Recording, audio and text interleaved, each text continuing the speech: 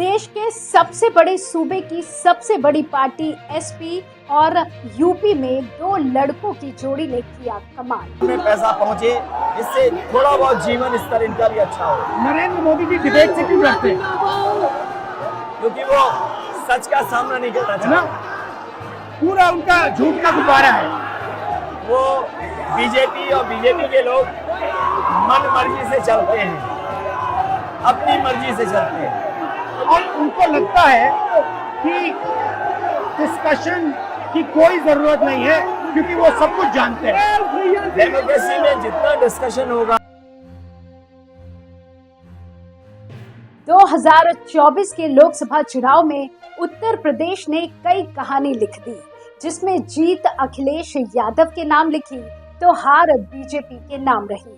2014 और 2019 के चुनाव में यूपी ने ही बीजेपी को स्पष्ट रूप से बहुमत दिया था, लेकिन इस बार यूपी में ही खेला हो गया, जिसके चैंपियन बने अखिलेश यादव और राहुल गांधी। 4 जून की सुबह 8 बजे से पहले जब तक ईवीएम खुले नहीं थे, तब तक ज्यादातर लोगों को यकीन नहीं था कि उत्तर प्रदेश में बीजेपी का जनाधार हाथ से निकल जाएगा।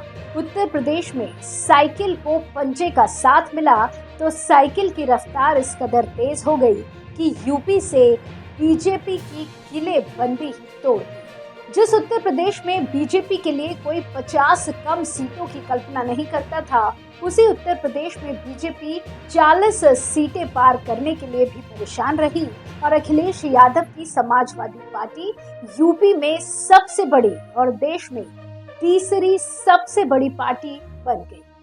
अब इतने बड़े रण में जीत साहिस हुई तो इसका जश्न तो बनता ही है, इसलिए सपा मुख्यालयों पर जमकर जश्न होता दिखा भी।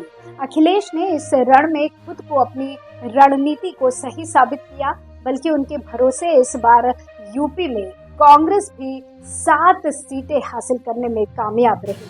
उत्तर प्रदेश का जनादेश साफ साफ क्या कहता है, ये समझना जरूरी है।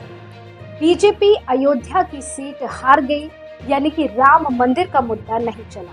समाजवादी पार्टी और कांग्रेस ने सोशल इंजीनियरिंग को बीजेपी से ज्यादा अच्छा मैनेज किया।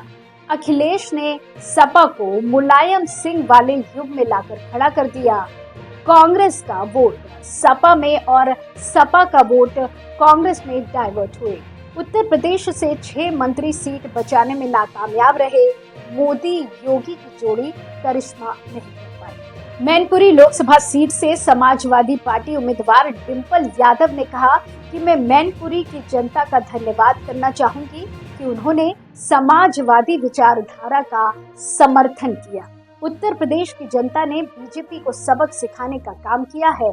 सभी लोग इस सरकार से त्रस्त थे, लेकिन मौजूदा सरकार ये मानने को तैयार नहीं थी कि जनता परेशान है, ये लोगों की जीत है।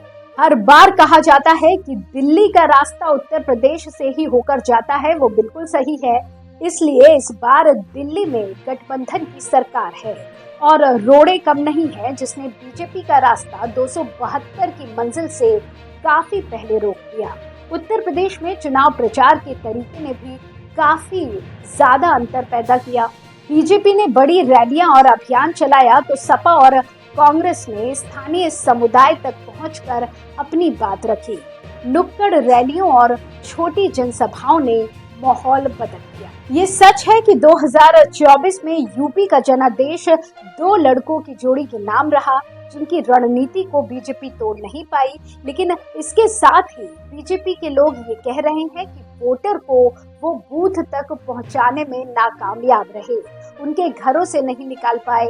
शायद यही जीत का ओवर कॉन्फिडेंस था जो बीजेपी को ले डूबा। उत्तर प्रदेश से 6 मंत्री सीट बचाने में नाकामयाब रहे। क्या कांग्रेस और समाजवादी पार्टी का गठबंधन बीजेपी के लिए फांस बन गया? यूपी में बीजेपी की परफॉर्मेंस को आप कैसे देखते हैं? इस तरह के और अपडेट के लिए कृपया अपने एयर न्यूज चैनल को सब्सक्राइब करें और जब भी कोई नया वीडियो अपलोड हो तो तत्काल सूचना के लिए बेल आइकॉन पर क्लिक करना ना भूलें।